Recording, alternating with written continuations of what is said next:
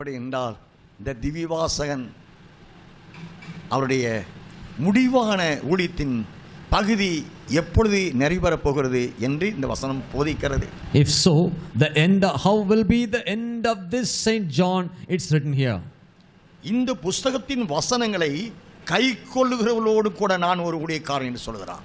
Oh, I am one of the brethren among those who follow and obey these words. இந்த வெளிப்படுத்தின விசேஷம் 70ஆம் வாரத்தை சார்ந்த அல்லது அந்தி கிறிஸ்துவின் ஆட்சியில் இந்த தீர்க்க தரிசன வசனங்களை கைக்கொள்ளுகிற மனுஷன் பாக்கியவான் என்று வெளிப்படுத்தல் 22ஆம் அதிகாரம் 7ஆம் வசனத்தில் வாசிக்கிறோம்.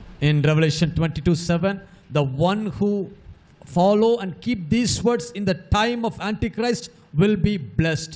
வெளிப்படுத்தல் 22ஆம் அதிகாரம் 14ஆம் வசனத்தின்படி இந்த தீர்க்க தரிசன வசனங்களை அவருடைய கட்டளைகள் கற்பனைகளை கைக்கொள்ளுகிறவர்கள் ஜீவ விருட்சத்தின் மேல் அதிகாரத்தை உடையவர்களாகவும் நகரத்தின் வாசலான சியோனில் பிரவேசிக்க ஏற்படுத்தப்பட்ட அலங்கார வாசல் வழியாக பிரவேசிக்க அவருடைய கட்டளைகளின் கற்பனைகளை கைக்கொண்டது நிமித்தமாய் பாக்கியவான்கள் எண்ணப்பட்ட இந்த மணவாட்டியோடும் என்று சொல்கிறார்.